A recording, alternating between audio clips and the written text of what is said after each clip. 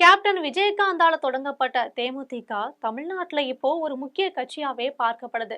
இந்த கட்சியை பொறுத்தவரையில விஜயகாந்த் மறைவுக்கு பிறகு ஒரு மிகப்பெரிய அனுதாப அலையை வீசுது. அது மட்டும் இல்லாம கட்சியின் பொதுச் செயலாளரான பிரேமலதா விஜயகாந்த் தொடர்ந்து தேமுதிகவை தீவிரமா வழிநடத்தி வராங்க. அந்த வகையில அதிமுக, பாஜக, தவேகான்னு கூட்டணிக்கு பல தரப்புலையுமே பேச்சுவார்த்தை நடத்திய நிலையில பிரேமலதா விஜயகாந்த் எந்த விதமான முடிவுக்குமே இன்னுமே வரல. தற்போது இறுதி கட்டமா திமுகவோட கூட்டணி என்பது உறுதியான செய்தியா வெளியே கசிந்திருக்கு. இது பற்றி ஜெம் தொலைக்காட்சி வழங்கும் சிறப்பு செய்தி தொகுப்பை இப்போது பார்க்கலாம்.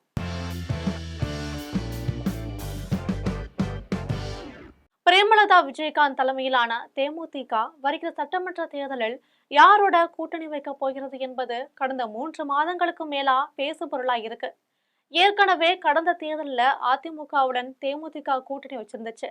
அதற்கப்புறம் தற்பொழுது தாங்கள் கோரிக்கை விடுத்தபடி ராஜ்யசபா சீட்டு தரலன்னு சொல்லி அதிமுக மீது குற்றம் சாட்டினாங்க பிரேமலதா விஜயகாந்த். இதை தொடர்ந்து வருகிற 2026ஆம் ஆண்டு சட்டமன்ற தேர்தலில் தமிழக வெற்றி கழகத்தோட கூட்டணி வைக்கலாம் என அவர் திரைமறைவுல பேச்சுவார்த்தை நடத்தினார். ஆனா அந்த பேச்சுவார்த்தையுமே தோல்வியில தான் முடிஞ்சிச்சு. இதற்கு காரணம் அதிகப்படியான தொகுதிகளை தேர்தல் செலவினங்களையும் தேமுதிக தரப்புல கோரிக்கையா வச்சிருக்காங்க. இதற்கு தமிழக வெற்றி கழகம் சம்மதம் தெரிவிக்கல. இந்த சமயத்துல சூழ்நிலையை புரிந்து கொண்ட அதிமுக தரப்புல முன்னாள் அமைச்சர் ஒருவர் மூலம் பிரேமலதா விஜயகாந்திடம் பேச்சுவார்த்தை நடத்தப்பட்டுச்சு. அப்போது வருகிற தேர்தல் முடிவடைந்த நிலையில கண்டிப்பா ராஜ்யசபா சீட்டு வழங்குவோம்னு தெரிவிக்கப்பட்டுச்சு. இருந்தாலும் பிரேமலதா விஜயகாந்த் இதற்குமே சம்மதம் சொல்லல. இந்த சூழ்நிலையில டெல்லி பாஜகவிடம் தேமுதிகவை எப்படியும் கூட்டணிகள் சேர்க்கணும்னு முடிவு செஞ்சுச்சு. அதன்படி எடப்பாடி பழனிசாமியிடம் ஆலோசனை நடத்திய நிலையில தேமுதிகவிடம் ஆலோசனை நடத்தப்பட்டுச்சு. இதுல 15 தொகுதிகள் ஒதுக்கப்படும் எனவும் தேர்தல் செலவை ஏற்றுக்கொள்வதாகவுமே சொல்லப்பட்டாங்க. இந்த நிலையில பாஜக மேலிட பார்வையாளர் மத்திய மந்திரி பியூஷ் கோயல் சென்னை வந்த நிலையில தேமுதிகவிற்கு 6 தொகுதிகளை ஒதுக்கலாம்னு முடிவு செஞ்சாங்க. இந்த தகவல் வெளியே கசிந்த நிலையில பிரேமலதா விஜயகாந்த் ரொம்பவே கொந்தளிச்சாங்க.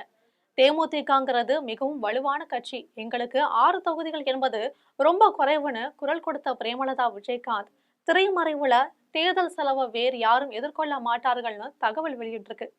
இந்த நிலையில பிரேமலதா விஜயகாந்த் தனது முக்கிய சகாக்களுடன் ஒரு ஆலோசனை நடத்தினாங்க. இதற்கிடையே சூழ்நிலையை நன்கு புரிந்து கொண்ட திமுக தரப்புல தேமுதிகவை கட்சியில் இணைத்துக் கொள்ளலாம்னு முடிவு செய்யப்பட்டுச்சு. உடனடியா இது தொடர்பா திமுக அமைச்சர் ஒருவர் பிரேமலதா விஜயகாந்த் சந்தித்து 1 மணி நேரமா பேசியிருக்காங்க. இந்த பேச்சுவார்த்தையின் போது 7 தொகுதிகளும் ராஜ்யசபா சீட்டும் தருவதா திமுக தரப்புல வாக்குறுதி தரப்பட்டு இருக்கு. இதற்கு மேலும் தேர்தல் செலவுகளை தாங்களே ஏற்றுக்கொள்வோம்னு திமுக தரப்புல சொல்லியிருக்காங்க.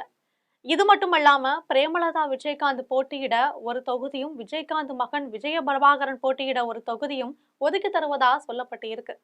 இதற்கிடையில கேப்டன் விஜயகாந்த் மகன் விஜய பிரபாகரன் திமுகவோட கூட்டணி வச்சுக்கலாம் அப்படின்னு பிரேமலதா விஜயகாந்த் கிட்ட வற்புறுத்தி வராரு. இப்படிப்பட்ட சூழ்நிலையில அதிமுக, பாஜக, தவேக ஆகிய கட்சிகளில் இணைய வாய்ப்பில்லாத நிலையிலும் தற்போது திமுகவுல இணைந்து விடலாம் என பிரேமலதா விஜயகாந்த் முடிவெடுத்து விட்டதா சொல்றாங்க. இன்னும் 4 தினங்கள்ல இதற்கான இறுதி முடிவுகள் எட்டப்பட்டுரும். வரும் ஜனவரி மாதம் 9ஆம் தேதி கடலூரில் நடைபெறும் பிரம்மாண்ட பொதுக்கூட்ட மேடையில தேமுதிக திமுக கூட்டணி பற்றி பிரேமலதா விஜயகாந்த் அறிவிப்பார்னு தெரியுது. இதன் நிமித்தமாகத்தான் தற்போது பிரேமலதா விஜயகாந்த் திமுக தரப்புல எந்தவித குற்றச்சாட்டுகளையுமே கூறி பொது மேடையில பேசுவதில்லை என்பது குறிப்பிடத்தக்கதா இருக்கு. இது போன்ற அரசியல் பின்னணி செய்திகளை அன்றாடம் தெரிந்து கொள்ள ஜெம் தொலைக்காட்சியுடன் எப்போதும் இணைப்பில் இருங்கள்.